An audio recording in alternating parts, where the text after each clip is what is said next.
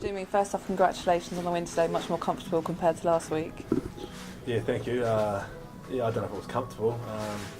But it was a pleasing first half. We started very well, scored some nice tries, and built on from last week's performance. So it was disappointing to finish that latter part of the game like that. But the pleasing thing is we got the 5 points, and that's what we're after, and we can build going forward to next week into Leicester. So there's plenty to work on, but there's always plenty to work on with the game of rugby. So that's fine. And it's been mentioned in the past couple of weeks and today that we're not yet firing on all cylinders. Do you think that that's changed after today? It's probably a fair comment. I think from a personal point of view, it's probably just about getting that balance right between the forwards and backs. I think the balance was perfect there in the first half, and as a result, we scored some good tries. But then again, the second half, we just weren't thinking as a group, and we didn't score any points in that second half. So so that was disappointing on that front. But it's going to be scary when we start firing all cylinders for a whole 80 minutes. So I think we did it for 40 minutes, and we scored 4 very good tries. So if we can do it for 80, it could be a good day for us. Quite a physical game as well, up front and across the pitch. You must be pleased with how the whole team performed today.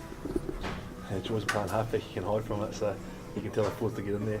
But I think when you put the Gloucester jersey on, you've got a right to play, and I think this group here really prides itself on their defence, and you've seen it out there.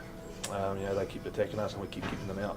I think down to 14 men at one stage, and down to 7 men in the scrum, and it resulted in a penalty to us. So that's great commitment.